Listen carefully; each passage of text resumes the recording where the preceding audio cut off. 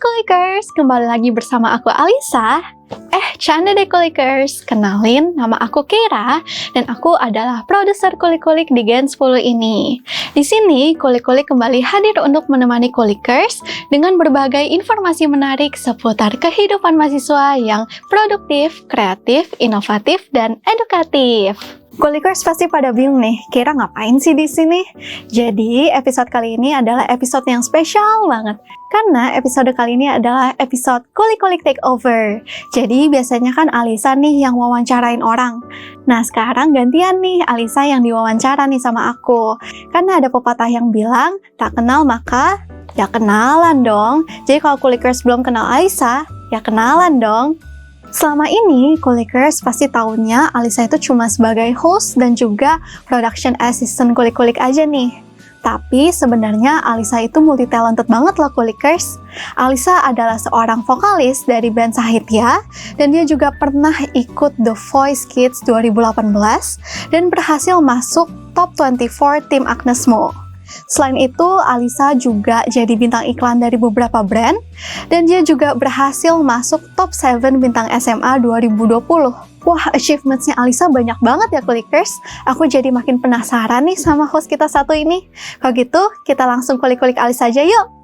Oke Kulikers, sekarang aku udah bareng Alisa nih. Hai Alisa. Hai Kulikers. Gimana rasanya nih Alisa? Agak sedikit berbeda ya, karena sekarang aku jadi narsum. Biasanya aku wawancarain orang, tapi sekarang aku yang ditanya-tanya. Oke, kita langsung mulai aja ya Oke. ke pertanyaan pertama. Alisa, kan kamu jadi vokalis nih sekarang. Pertama kali kamu terjun ke dunia musik tuh gimana sih ceritanya, apalagi ke vokalis ya? Jadi, awalnya itu aku malah belum tertarik ke vokal. Jadi awalnya itu aku malah les piano dulu sama ayah ibu, aku disuruh buat les piano. Terus pas coba buat les piano klasik pada saat itu, kayak aku les hampir 1,5 tahun mau jalan 2 tahun, aku keluar. Karena aku tuh tipikal anak yang kayak gak mau sabar, pengennya kayak sat-set gitu kan. Terus tiba-tiba ketemu sama materi-materi dan teori-teori piano klasik yang bener-bener ngajarin tuh harus step by step, lama banget kan. Aku stres, aku gak kuat. Pada saat itu umurnya masih anak SD kelas 1 tuh berapa umurnya? Dulu tuh 6. Iya 6 tahun, masih 6 tahun, 6 tahun 5 tahun suruh belajar kayak gitu kan. Udah deh, aku keluar aja, aku bilang gitu. Tapi waktu pas aku lagi belajar piano, itu tuh ada momen dimana mister aku, guru aku, itu tuh bilang, Lis, kamu nyanyi lagu Twinkle Twinkle ini sambil nyanyi ya, kata dia gitu. Terus pada saat itu ya udah, aku beneran maininnya sambil nyanyi dan ternyata aku ngerasa kayak loh, kok rasanya beda ya nyanyi ya. Ternyata nyanyi tuh seru gitu ya. Terus di situ tuh aku mulai tertarik buat vokal. Aku bilang lah ke ayah, ya aku mau keluar deh, aku pusing belajar piano, aku bilang gitu. Aku pengen les vokal aja. Tapi pada saat itu ayah masih belum terlalu ngizinin. Dia bilang kayak, yaudah kamu latihan piano dulu aja di rumah gitu. Karena di rumah udah dibeliin piano kan. Terus ya udah pas kelas 3 SD baru tuh ayah izinin buat les vokal. Aku les itu saking aku sukanya sama vokal ya. Ternyata emang itu bidang aku waktu itu. Aku saking sukanya itu sampai aku jalan 9 tahun. Jadi kayak SMP tuh aku baru naik grade lah ibaratnya. Aku baru mulai ngajar-ngajar anak kecil buat vokal kayak gitu. Karena kalau misalnya aku terus-terusan latihan vokal sama guru aku tuh kayak aku nggak dapet insight yang baru gitu. Karena pembelajarannya tuh kata miss aku tuh kayak udah dituangkan semua gitu. Jadi aku coba buat pengalaman baru. Makanya dia beraniin buat ngasih beberapa muridnya yang kayak masih SD buat belajar vokal sama aku. Dan sampai sekarang aku suka banget nyanyi kayak gitu. Ini kamu sampai sekarang ngajarnya? Ngajar sampai sekarang. Itu biasanya hari apa tuh? Aku ngajar tuh biasanya di hari Sabtu. Oh. Sabtu. Sebenarnya murid aku juga gak terlalu banyak. Cuman ya aku seneng aja. Jadi kayak aku bisa latihan vocalizing juga. Karena kan setiap hari tuh kalau kuliah sibuk ya. Pagi-pagi biasanya langsung berangkat kampus. Gak ada waktu buat vocalizing. Tapi karena aku ngajar juga, jadi aku dapat waktu buat vocalizing itu. Buat latihan vokal aku bareng sama murid-murid aku yang masih kecil kayak gitu. Masih unyu-unyu gitu. Iya masih unyu-unyu gitu, lucu banget. Kalau misalnya belajar sama aku nih, mereka tuh mut-mutan. Kayak ada kalanya aku kasih dia PR misalnya lagu Twinkle Twinkle dah, contoh kecilnya. Terus pas seminggu ke depan, karena kan lesnya seminggu sekali ya, pas minggu depannya aku tanya, gimana lagu Twinkle Twinkle-nya udah hafal belum? Dia jawabnya gini, enggak aku mau nyanyi lagu TikTok aja, kayak gitu jawabannya. Anak TikTok banget. Iya anak TikTok banget, lucu banget sih kayak gitu. Oke, jadi kamu tuh ikut The Voice Kids 2018 kan? Iya. Itu gimana sih pengalaman kamu? Apa yang kamu dapat dari situ? Gimana sih rasanya? Itu ajang tuh gede banget loh, ajang segede itu. Jadi sebenarnya sebelum aku ikut The Voice Kids, itu tuh aku udah kayak ikut lomba-lomba gitu loh, kayak tampil-tampil. Karena waktu pas di tempat les vokalku, dulu setiap 3 bulan atau 6 bulan sekali tuh ada kayak ya diberi kesempatan lah anak-anak muridnya yang les untuk tampil di publik. Biasanya tuh kayak di mall-mall gitu. Nah, terus pas aku tampil di salah satu mall di Tangerang, miss vokal aku itu nawarin kayak buat, Miss, ini ada yang nawarin ke Miss, katanya muridnya ada yang mau ikut The Voice Kids nggak, kayak gitu. Itu tuh waktu itu aku SMP kelas 2. Terus aku bilang, Miss aku malu, kan aku nggak pernah yang kayak seserius itu gitu. Itu baru pertama kalinya aku menjejakkan kaki di yang serius banget gitu kan. Terus habis itu kayak, ya udah coba dulu aja, Miss aku support. Aku tanya ayah aku sama ibu aku, terus kayak mereka support. Aku tanya teman-teman dekat aku juga mereka support. Jadi kayak yaudah ya apa coba aja kali ya. Dan untungnya kan kalau misalnya ikut The Voice Kids itu kan aku harus kayak karantina beberapa minggu kan. Untungnya sekolah aku juga kayak ngasih izin. Jadi ya udah, itu awal mulanya kenapa aku ikut The Voice Kids, masuklah di situ. Pas pertama kali babak audisi itu kan nggak langsung babak audisi panggung yang di TV kan.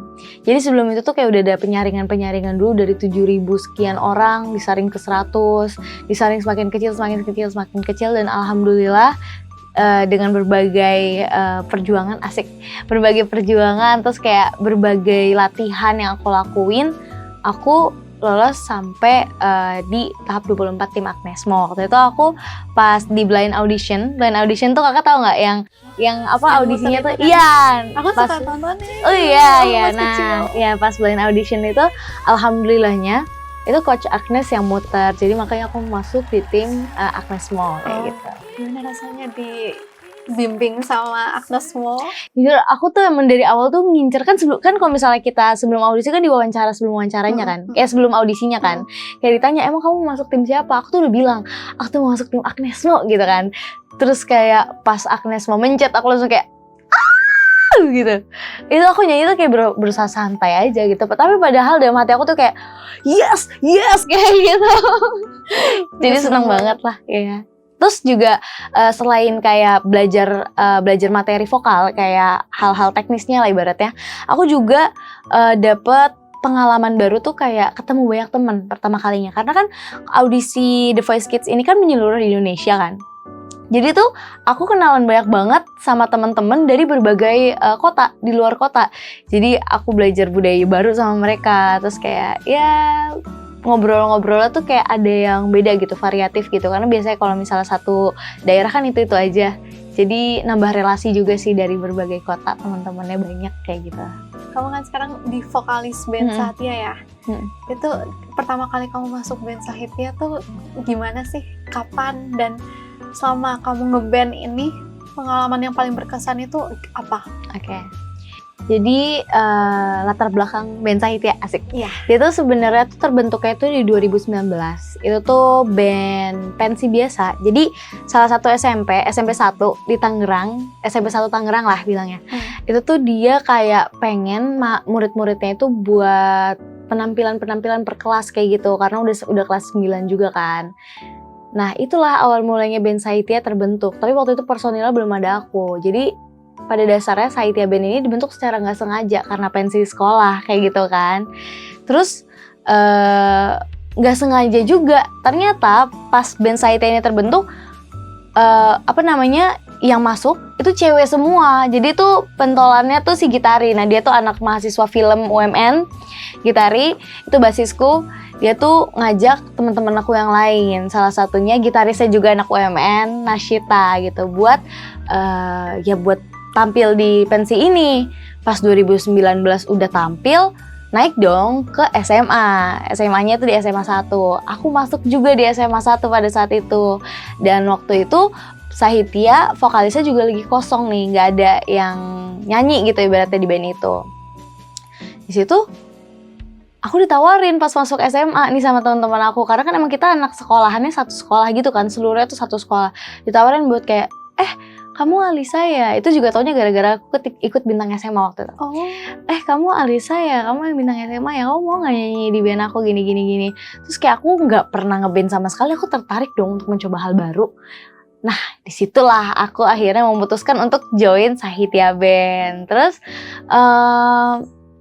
pengalaman yang paling gak bisa dilupain ya. Pengalaman yang paling gak bisa dilupain itu waktu pas Sahitya Band tuh ikut-ikut lomba festivalan.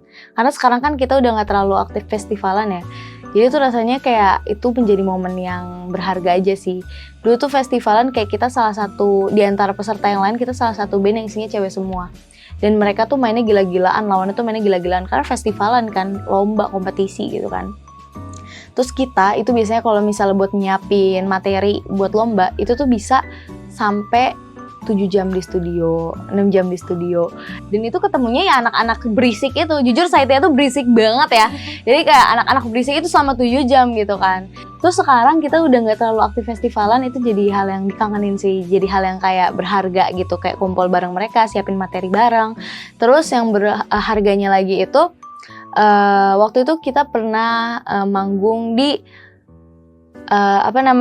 ulang tahun Kota Tangerang waktu itu. Terus pas manggung di ulang tahun HUT Kota Tangerang, itu tuh pertama kalinya kita manggung di stage yang gede banget.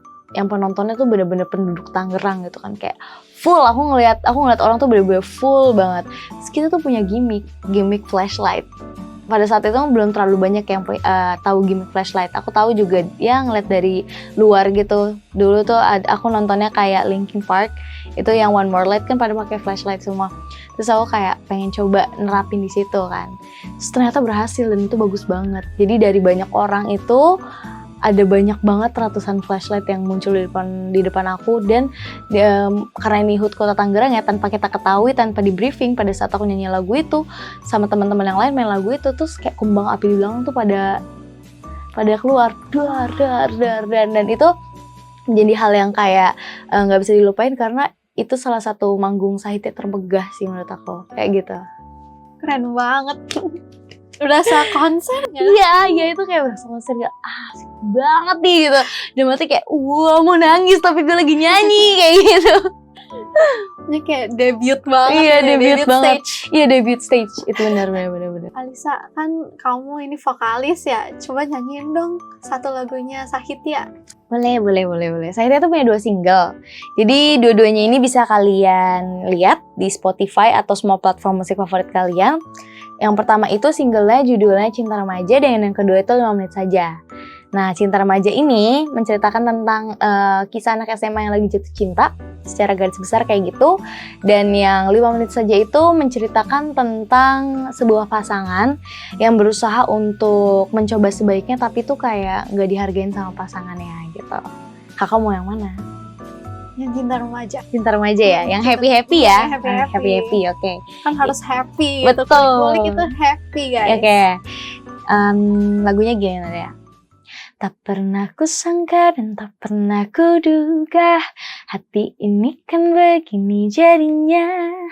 Terbayang selalu wajahmu dan indah senyummu menghiasi hari-hariku. Inikah namanya sedang jatuh cinta? Cinta remaja yang selalu menggelora. Yeay, kayak gitu. Dengerin ya. Ada manja-manja. Iya, harus manja-manja. Gitu. Oh iya.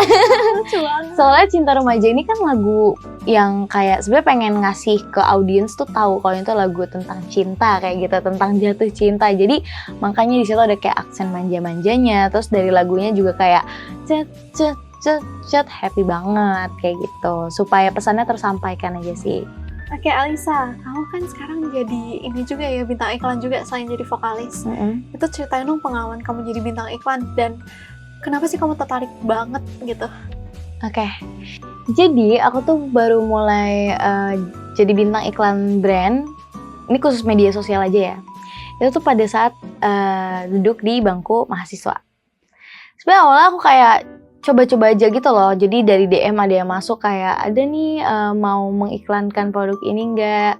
Kalau tertarik nanti boleh reply ya. Jadi kayak karena waktu itu aku lagi gabut juga, liburan semester kan. Aku cobalah, terus ternyata kata kakak-kakak yang nawarin brand ini, dia tuh agensinya gitu. Kakak-kakak yang nawarin, acting kamu bagus juga ya, gitu kan. Terus aku akhirnya kayak, oh iya, yaudah boleh kalau misalnya ada callingnya nanti calling aku lagi ya, aku bilang gitu kan. Terus sama dia beneran di calling terus sampai sekarang, kayak gitu. Terus selain kayak seru, enjoy, sebenarnya itu buat nabung juga sih ya, lumayan kan sebagai kita mahasiswa gitu loh. Kan pasti pengen dong kayak punya penghasilan sendiri, karena di situ kan titik dimana kita pengen dewasa. Pengen coba hal-hal yang selama ini belum pernah kita coba sebelumnya, salah satunya yang mencari uang gitu kan ibaratnya. Di situ tuh aku baru pertama kali kayak, oh gini ya, ternyata bisa mendapatkan sebuah nafkah asik selain dari nyanyi kayak gitu, karena kan itu kan beda kan ininya, apa namanya, cara biasanya kalau nyanyi kan udah biasa aku nyanyi gitu, tapi ini iklan gitu, ternyata seru-seru juga gitu. Selain nambah pengalaman baru, aku juga bisa nambah relasi juga sih, kayak dari brand-brandnya itu kan pasti ketemu banyak orang kayak gitu. Jadi Alisa ini orangnya suka mencoba hal baru Iya, ya, benar setuju. Eksploratif banget. Iya. Hebat banget kamu. Fun fact ya, dulu tuh waktu pas SD, aku tuh dulu waktu masih kecil, aku tuh pindah-pindah banget. Aku dulu waktu pas SD suka renang, aku jadi atlet renang, percaya nggak sih? Nggak kan, nggak percaya kan? Tapi aku pengen jadi atlet renang waktu itu. Terus kalah, juara 2 mulu, nggak pernah masuk provinsi. Dulu tuh ada O2SN kalau nggak tahu. Aku capek, nggak mau gitu kan. Yang penting aku udah dapet pengalamannya, aku pernah renang gitu, sampai sekarang akhirnya bisa renang kan. Terus SMP tuh aku pernah marawisan di sekolah waktu itu. Aku coba, terus seru, kita ganti lagi, karena kan masih masa-masanya mencari jati diri kan, jadi coba-coba banyak hal aja. Terus aku jadi atlet taekwondo waktu itu, sampai sabuk hijau apa gitu. Sekarang masih bisa? Enggak. Aku nggak bisa. Aku nggak dibolehin taekwondo lagi sama ibu, gara-gara waktu itu aku sempat fight gitu kan, aku kan kyurugi tuh yang tendang-tendangannya lah gitu, yang pertandingannya aku sempat fight. Terus waktu itu nggak sengaja lawan aku cedera, hidungnya patah. Terus ibu aku takut, ngeri gitu kan, takut aku kenapa-napa juga nih. Terus yaudah, gue usah ikut taekwondo lagi. Karena waktu itu aku masih anak kecil dan kita harus menurut pada orang tua ya.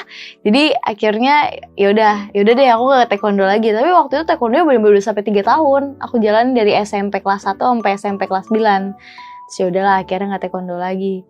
Terus ya SMA aku nyoba ngeband. Kuliah aku nyoba jadi bintang iklan kayak gitu. Jadi kayak wah seru ya ternyata mencoba hal baru, dan itu menurut aku hal yang penting juga sih. Kita sebagai kayak generasi muda kan kayak umurnya tuh ibaratnya kayak masih masa gitu loh, masih semangatnya, masih kuatnya buat banyak aktivitas. Karena kalau misalnya nggak sekarang mau kapan lagi kayak gitu. Jadi ya aku terapin itu sih di hidup aku selagi kayak aku belum pernah coba, ya kenapa nggak berani buat coba, kan belum tahu rasanya kayak gitu. Betul. Jadi kamu kan banyak banget nih maunya. Gitu ya. Maunya pengen coba semuanya.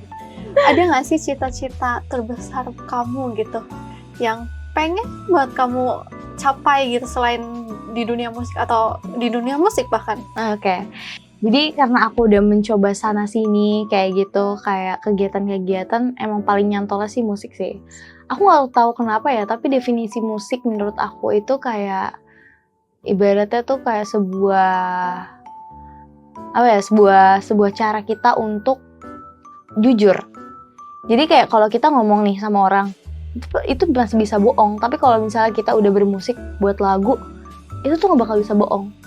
Karena lagu yang bener-bener tulus, lagu yang bener-bener dibuatnya pakai hati, itu biasanya sama audiensnya tuh bakal lebih kerasa dibanding lagu yang dibuat-buat cuma gimmick doang, atau buat ibaratnya buat ini bahasanya tuh buat apa sih kan? Lupa. Buat bisnis. Iya, buat bisnis. buat bisnis kayak gitu. Jadi makanya aku ngerasa kayak di antara semua itu kayaknya emang passion gue di musik deh. Aku nggak tahu ya musik kok, aku belum tahu, belum pernah mencoba emang bener-bener yang aku sendiri, tapi doakan saja semoga kedepannya aku bisa buat musik sendiri. Sebenarnya itu salah satu tujuan aku, goals aku sih. Aku pengen banget nyiptain kayak lagu ya udah yang bener-bener pure apa adanya Alisa kayak gitu. Dari hatinya Dari Alisa. hatinya Alisa gitu. Untuk masalah yang dengar banyak atau enggak itu masalah belakangan. Yang penting kayak aku berusaha untuk jujur di karya aku ini kayak gitu. Sebenarnya tuh kayak terbesarnya aku kayak gitu. Keren banget. Malu lagi Sama Enggak. kamu. Aku malu lagi, biasanya kayak aku kayak wah keren banget. Terus kayak aku di posisi di mana dipuji gitu rasanya kayak ini aku malu nih bener gak sih kayak gitu. Oke Alisa, siapa sih orang yang paling menginspirasi kamu, yang jadi role model kamu? Nah itu tuh kadang-kadang aku tuh kalau suka kalau misalnya ditanya role model aku tuh suka bingung sendiri jawabnya gimana gitu ya.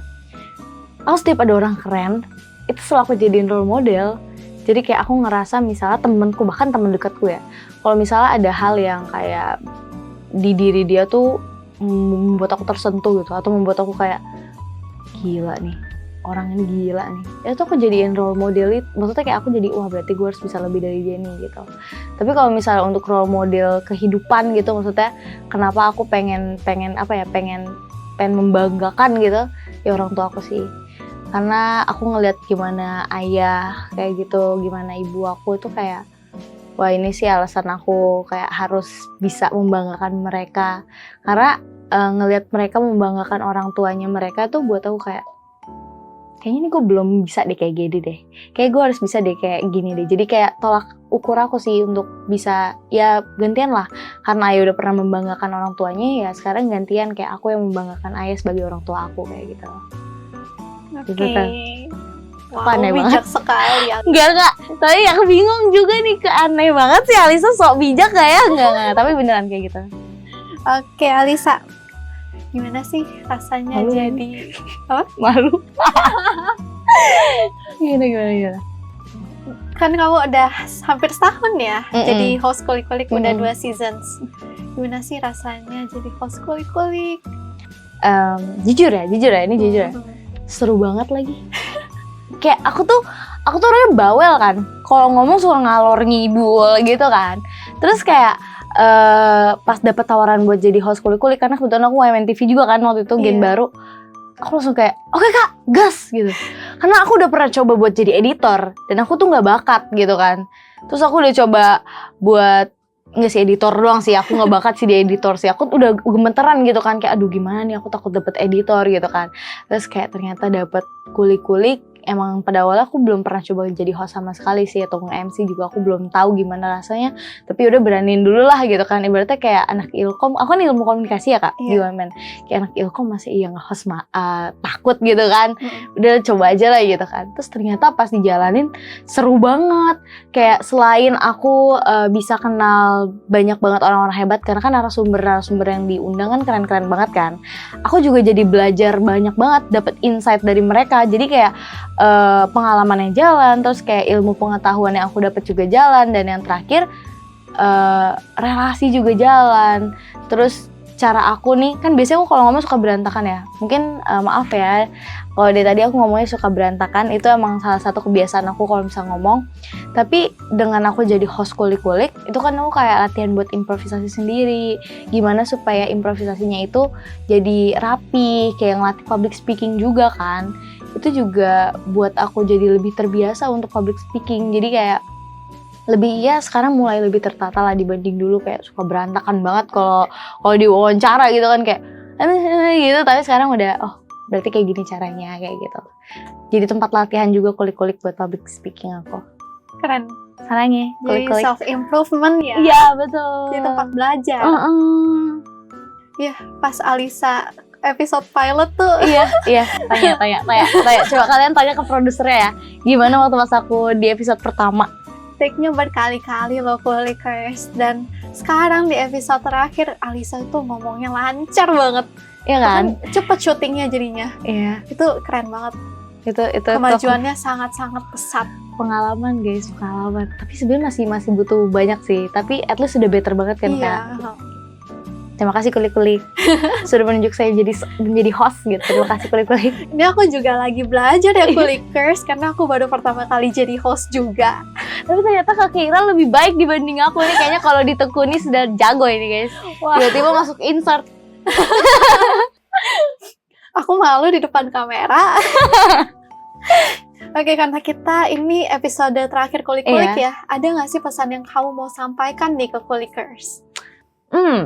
Pesan yang pengen aku sampein untuk para kulikers yang nonton di luar sana, jangan lupa untuk saksikan terus Kulik-kulik ya. Walaupun kayak di season 2 ini Kulik-kulik udah nggak kembali tayang, maksudnya udah selesai gitu episodenya, tapi nanti di season berikutnya Kulik-kulik bakal hadir lagi. Jadi kayak konsisten nonton Kulik-kulik terus ya, karena seperti jargonnya Kulikers, Kulik-kulik itu emang benar-benar kayak memberikan informasi atau insight yang benar-benar meaningful banget buat mahasiswa gitu kan. Jadi ya sebisa mungkin kalian ambil positifnya setiap Kulikers upload kayak gitu. Dan jangan lupa juga kuliahnya yang benar ya gitu. Kuliahnya yang benar supaya bisa cepat lulus dan nilainya bagus. Dan ya jaga kesehatan juga. Terus saran dari aku juga untuk kalian, untuk Kulikers, jangan lupa untuk setiap harinya tuh mencoba banyak hal baru gitu. Supaya ketika nanti kalian udah kayak lewat masanya, kalian tuh nggak nyesel, nggak ada penyesalan di dalam diri kalian. Kalau misalnya dulu tuh gue belum pernah coba ini, gue nyesel banget sekarang gue udah nggak bisa coba gitu. Jangan sampai ada penyesalan. Jadi kalau misalnya udah ada kesempatan di depan mata, ambil aja langsung. Betul Kulikers, aku setuju banget sama yang Alisa bilang ya. Karena kalau misalkan penyesalan itu selalu datang terakhir. Kalau di awal itu namanya pendaftaran. Betul. Jadi kalau misalkan Kulik-kulik nanti open recruitment host, Kulikers langsung daftar ya. Betul. Langsung gas. Biar jadi the next Alisa. Tuh. Gak apa-apa kalau kalian gak lancar ngomong gitu ya. Kita bisa belajar bareng ya. Benar. Oke, thank you Alisa untuk waktunya hari ini. Terima kasih Kak Kira. Iya, sama-sama. Wah, Alisa keren banget ya Kulikers. Udah bisa nyanyi, jadi host, jadi bintang iklan juga. Pokoknya wow banget gak sih? Semoga Alisa bisa jadi inspirasi Kulikers ya. Agar Kulikers terus semangat untuk mengembangkan talenta yang Kulikers miliki. Kulikers, sudah saatnya Kulik-kulik pamit dulu nih sama Kulikers. Terima kasih sudah menemani Kulik-kulik selama 2 seasons ini. Tapi Kulikers jangan sedih dulu, karena Kulik-kulik pastinya akan kembali hadir dengan berbagai informasi dan insights yang lebih menarik lagi. So, nantikan ya di YouTube-nya UMN TV. Oke Kulikers, jadi sebelum kita akhiri episode ini, aku mau ngepantun dulu nih. Kulikers nanti bilang cakep ya. Oke, 2, 3, Itzy lagi perform lagu Sneakers. Cakep. Sampai jumpa di lain waktu Kulikers. Bye-bye Kulikers.